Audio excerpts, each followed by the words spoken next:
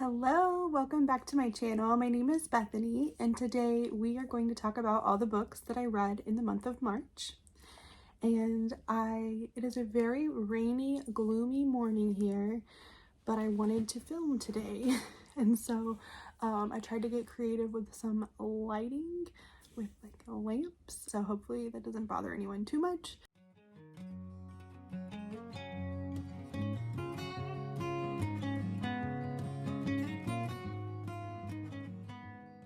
So I did participate in middle grade March. That is one of the things that like brought me back to BookTube because I loved middle grade March last year and had been missing BookTube, and so March was a good time of year to jump back in. I did meet all of the prompts for middle grade March, have a couple of books for some of the prompts, and that was really fun. I didn't know how much I would get read, but I did end up reading a lot of middle grade and some adult books too that I really enjoyed. So I think I have 12 or 13 books because I need to check.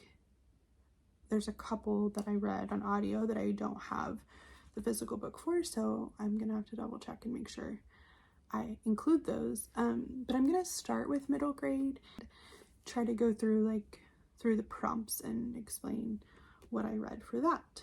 So I'm going to start with the prompt of a debut novel. And so I read The Prophet Calls by Melanie Sumrow. And, oh, there's my way up. So this book is about a young girl named Gentry. And I think she's 13, I want to say. And she grew up in this polygamous community.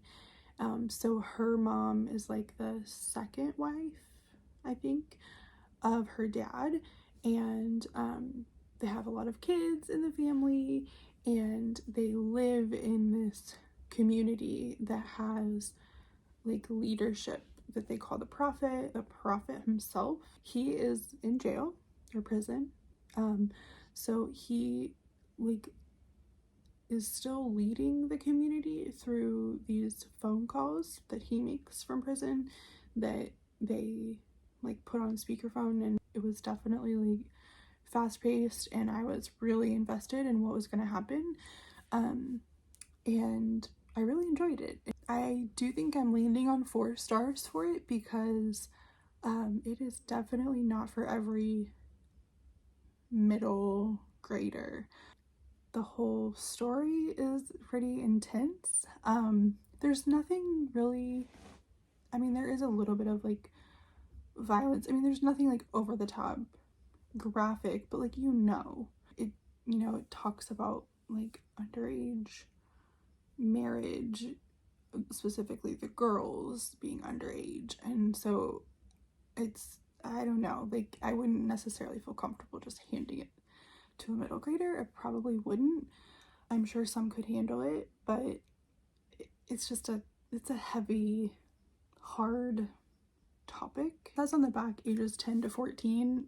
I think that's too young for the most part, especially 10. Obviously parents can figure out what their kids are capable of reading. The faith aspect of it is difficult to read, like seeing how people use faith to manipulate and harm people. So anyway, all that to say that I really enjoyed it as an adult. Okay, the next debut novel that I read is Lone Wolf by Raeca Klassen. This is Chantel from Chantel Reads All Day. It's her daughter's debut novel. She wrote this book probably about a year ago, and I bought it on Amazon, and it was such a sweet book. It's very short, has really short chapters, and it is a story about a boy who is in foster care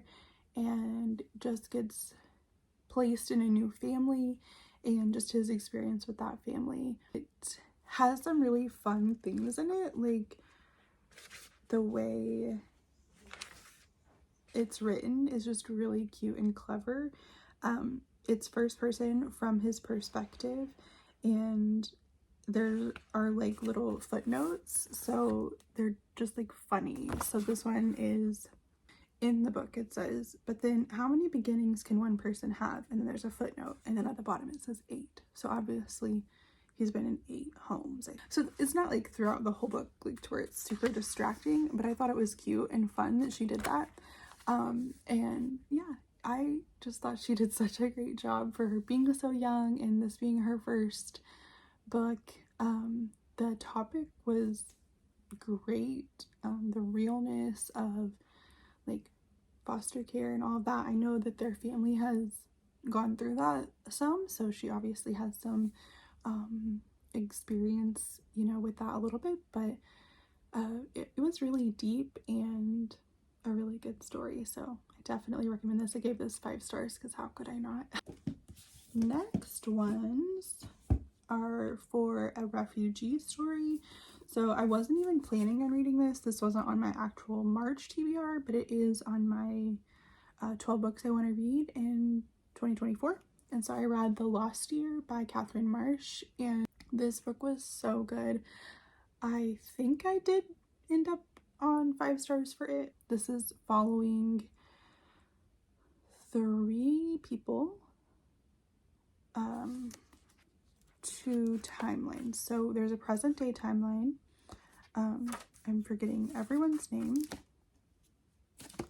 Let's see here. Matthew is in present day, or 2020, right in the middle of COVID, and his grandma has moved in with him and his mom.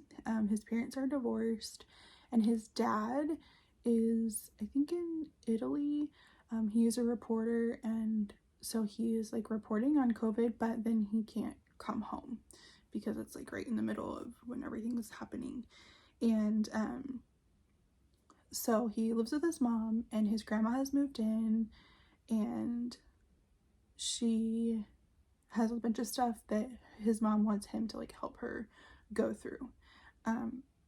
So he is kind of learning about his grandma's history through that process. And so then we're also jumping back to the 30s in the United States, and then also in Ukraine, and following 2 girls in that timeline. Helen and Mila are the girls. So Helen is in the United States in the 30s, and Mila is in Ukraine dealing with the famine in Ukraine. And I didn't know anything about this really, which is why I love this book so much. I love historical fiction that teaches me about things that I didn't know about, that I want to learn more about. And so that was great. It was very difficult to read some of that story. Obviously, like, it was very intense and very sad. Not all kids can handle that, so I would definitely just put that out there. Overall, like, it was such a good book. So good and so full of information. Helen is in the United States as a child in the 30s, and she kind of finds out about this famine that's going on in Ukraine, but nobody in the US is really talking about it. There is a reporter, and this is a real reporter, I can't remember his name, for the New York Times, who basically said like, oh, it's really not happening, and that was just kind of accepted. And I thought that was really interesting. Katherine Marsh did try to put a little bit of a interesting message in there through, I guess that's what her intent, I don't really know, but Matthew's dad in 2020, when Matthew was like reading this information from Helen's perspective in the 30s about like why people aren't believing that this is happening, Matthew's dad was kind of like, well, you know, he tried to kind of relate it to COVID, which I think the irony there was kind of missed a little bit, since he's like a reporter in current day. Anyway, I don't know. I still understood what she was trying to say, but I was like, just a little ironic. But regardless of that, this book was so good. She did such a good job, and I enjoyed it. I enjoyed the present day timeline. Matthew was so relatable to, because I have like boys, and you know, he spent too much time on his Switch. He cared about, like, you know, video games, and he was just like, his kind of anxiety and his stress about having to not see his friends, like not go out of the house basically at all, that was really, I thought that was captured really well too, because that really happened to kids in 2020. So yeah, I liked it so much, and would definitely recommend it, and I want to read more from Catherine Marsh. The next one is also, this is the one I originally picked for a refugee story, but it also works for one word title, which is Wishtree, and this is short and sweet. Katherine Applegate, I just generally love her books, and I also loved this one, gave it 5 stars. It was nowhere near the depth of The Lost Tree as far as like historical and all of that, but it was about a refugee story, but just didn't go very deep. It's from the perspective of this tree, and Katherine Applegate just has a way of like personifying animals, trees, whatever. Like, she just really does that really well, and so I enjoyed that one too. Okay, another one for a one-word title. I read Birdie by Eileen Spinelli, and this was such a sweet surprise. I didn't really know much about this one. I said in my TBR that I thought it had something to do with 9/11. It doesn't at all. I was definitely getting it confused with another book that I read last year. So it doesn't have anything to do with that. But it does have to do with grief. The main character, she goes by Birdie. I can't remember what her actual name is. But her dad was a firefighter and passed away in the line of duty. That's where I was, I think, getting that confused.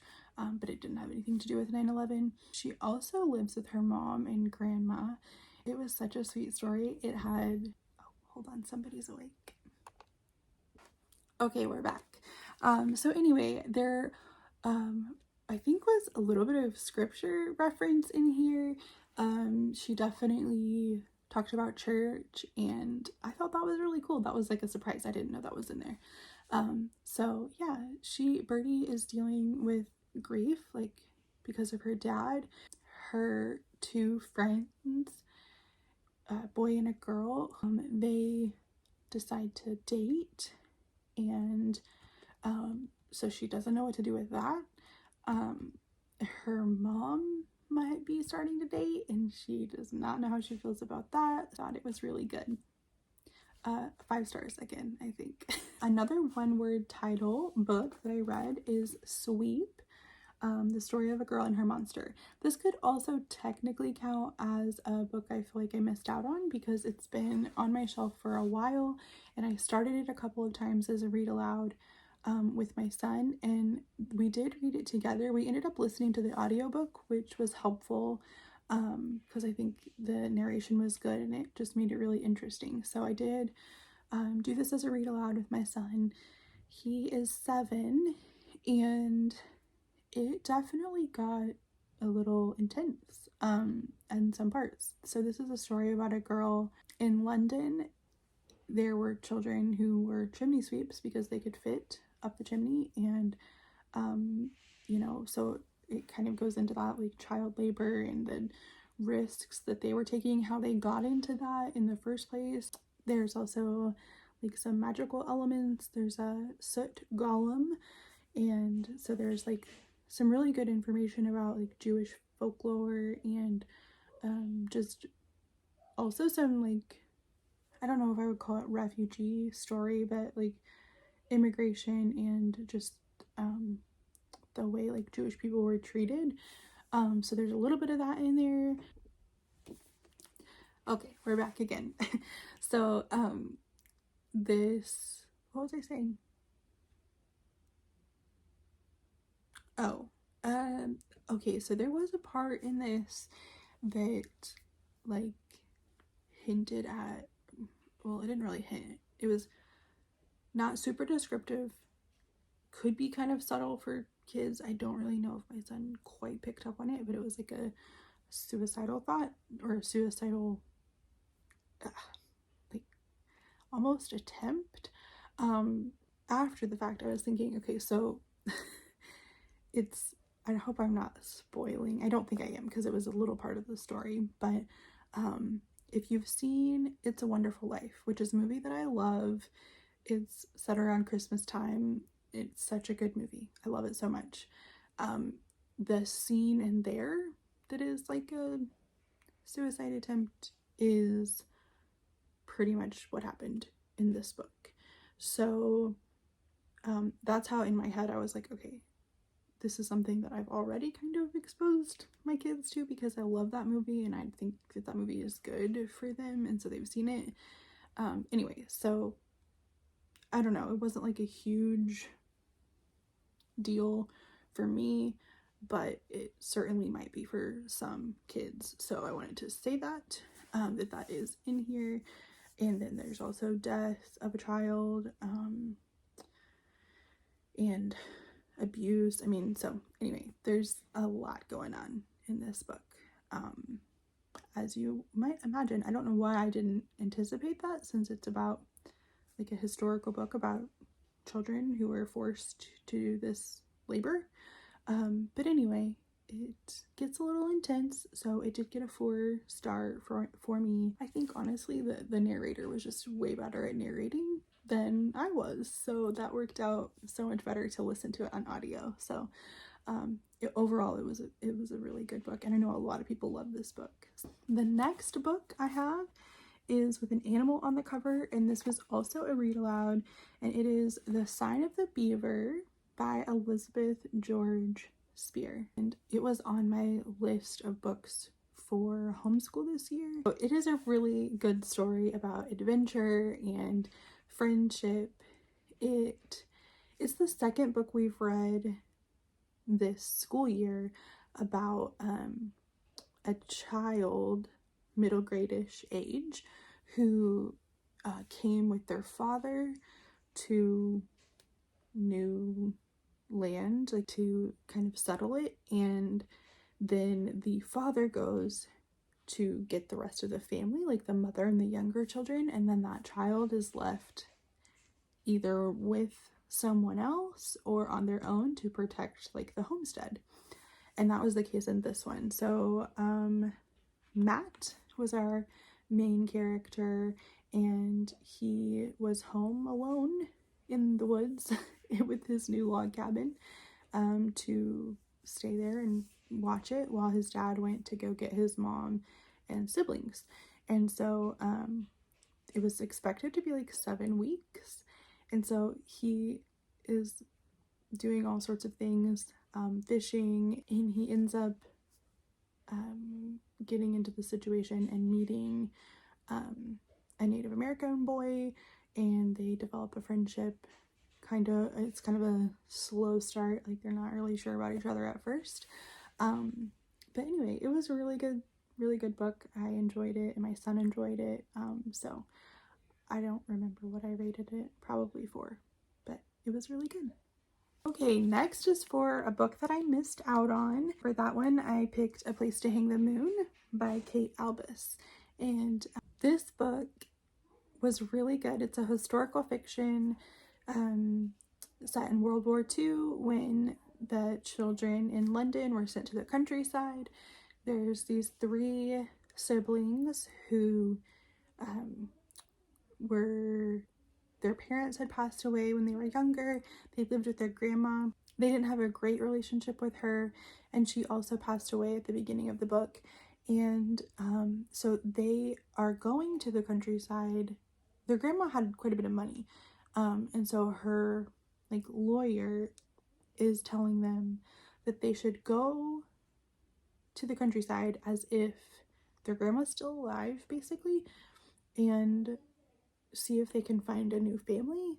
They go, but they're not supposed to tell anyone about how much money they have, and their grandma's not alive. Anyway, so they go to the countryside. They're living with different people. They go through a couple of different families that they're staying with and trying to find, like, to see if they can find someone that they want to basically ask to be their parents. And so it was really good. It's very bookish. There's a sweet librarian that they get close to. They all really love reading, and so they spend a lot of time at the library in this town. And yeah, it was a really sweet story. Like, when I was done, I just wanted to hug it. This was 5 stars for me. Really liked it, and I'm glad that I finally got to it. Okay, I think this is my last middle grade, and this was the group read, and it is The Mona Lisa Vanishes by Nicholas Day with art by Brett Helquist. So I checked this out from the library. It does have illustrations in it, but I did listen to it on audio just to kind of help get through it before the meeting on middle grade March. But I ended up rating this 3 stars. I do like a narrative nonfiction usually, so I was looking forward to it, but it just didn't flow well for me. I think part of that might have been listening to it on audio. There were some things I really liked about it. I really liked the look at, like, policing, and specifically investigative, like how that was, like, developing, and, you know, fingerprinting was new, and like what they used before that, and it was really interesting as far as all of that goes. So it did have some good information in it about Da Vinci himself, about Lisa, who sat for the Mona Lisa, and so that was interesting, but it just didn't stick with me very well. And like I said, that might have been just because I listened to it on audio. Okay, so now we'll get to, I have 3 adult fiction books and then 1 nonfiction. So let's start with the nonfiction. So I read Love Walked Among Us by Paul E. Miller, and it is learning to love like Jesus. I did end with 4 stars for this book. It started out really, really well for me, but then slowed down a little bit. I read this for Keisha's Revive book club, Christian book club. This was the pick for this month, and so I really, really enjoyed the discussion about it. Like, that just makes it, I don't know, it helps so much to discuss it with other people when you're reading nonfiction like this. And I don't always enjoy, like, Christian nonfiction. I don't know, I just feel kind of picky about it. What I did love about this is that there was so much scripture in it. Every time he talked about something, there was like a whole section of scripture, like showing Jesus demonstrating how to love people, and I loved that so much. I loved that it wasn't just like a verse and then here's a whole bunch of like life skill stuff or self-help.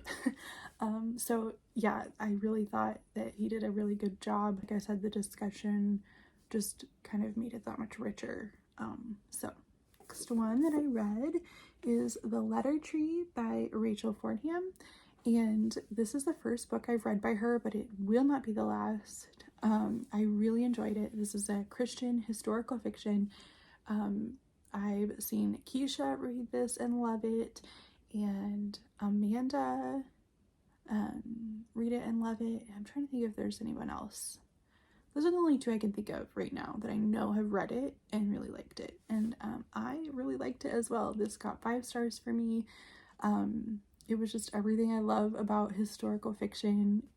Sort of a Romeo and Juliet retelling, I guess, because it's about a girl and a guy who their families are like rival shoemakers, and they end up writing letters to each other. They don't really know, I hope I'm not spoiling this, they don't know who they're writing letters to at first, but I think we do the whole time. They are putting letters in this tree at the zoo in Buffalo, New York, and then like exchanging letters that way. It was just a really good story, and I enjoyed it quite a bit. So let's see, that's all that I have physically. I read 2 books, or listened to 2 books on audio that I do not have. The first one is The Baker's Wife by Erin, Healy, I want to say. I'm going to put a picture up, so if I'm wrong, I'm so sorry. And this is a Christian suspense thriller, maybe? And I have so many mixed feelings about this book. Like, so many. I ended up rating it 3 stars. It was good. It had some good things in it. There was quite a bit of faith content, but it also had some things that made me feel kind of weird. So it had this, basically this woman, the baker's wife. I don't remember her name now, but her husband had been a pastor in this town. So she was a pastor's wife. And then something happened that we don't know what, and he was basically like kicked out of the church. I don't know, like removed from his position. And so he is now a baker. They opened a bakery and are like trying to do this with their wives. They have a son, teenage son. Actually, I think he's like college age, like maybe new adult. Anyway, so he is helping with the bakery, and the very beginning of the book, the mom and the son are on their way to the bakery. Dad's already there, and it's very foggy. Yes, very foggy, and they hit a scooter vehicle thing. There's blood everywhere. There's a smashed up scooter, and there's no person. And so that's how it all starts. And like, so we're trying to figure out like, where's the person? Was there a person there? There's blood. Anyway, so some of the things that just like made me a little uncomfy were the woman, she had this like, I don't know, gift, I don't really know, where she could like physically feel other people's pain or emotion, and it like led her to the person to like help them. And I don't know, I had a hard time with that, because it was like presented as like a spiritual gift, and I don't know, maybe that could, like, I'm not trying to like put God in a box on what he can do, what the Holy Spirit can do, but I just get a little weirded out by things sometimes, and that's a me thing. I don't know. So there's that. I didn't know how to feel about that, and I just wanted to talk about it a little bit. The other thing was, there was a character, he thought he was doing the right thing. Like, thought he had righteous anger and was honoring God by doing bad things, and that was also very hard. I also read the reviews, right, and I started this book on Goodreads, and sometimes that is a mistake. The third uncomfy thing, and this definitely, I think I would have picked up on it anyway, but there were reviews talking about it, is there was a lot of description about one of the characters' like weight and body, and like how overweight she was, so we were changing perspectives a lot, and it was not first person, but I think that a lot of that was like her thoughts about herself, but like it was told in third person, so it was kind of hard to tell. And then there were definitely some of the other perspectives that mentioned her weight a couple of times. I don't know, it was kind of weird. Like, it was just brought up a lot that it made it a little weird. So that's my story about that book. The plot was pretty interesting and pretty thrilling, and so I ended on 3 stars for that. And I feel like I talked forever and probably made no sense, but whatever. Okay, the very last book that I listened to this month is Juniper Bean Resorts to Murder by Gracie Ruth Mitchell. And it was a really good book. I landed on 4 stars for it. It felt kind of like a cozy mystery, romance, Christian. I think it's considered Christian. I don't remember now. There wasn't a lot of like faith in it, but it was also pretty clean. It was like a spicy clean. Like, nothing really happened, but things happened. Like, it was like kind of descriptive and like how close they would get sometimes. I don't know, like, it felt a little spicy, but it wasn't like open door, if that makes sense. But it was good. It definitely moved fast, and I was invested in the story, in the mystery. I liked it a lot. So those are all the books that I read in March, and I think that was 13 total. So I need to get some of these back to the library and yeah, start my day. So I will see you all next time. Thank you so much for watching, and let me know what you read in March, what your favorite book that you read. I would love to hear that in the comments below. So have a great day. Bye.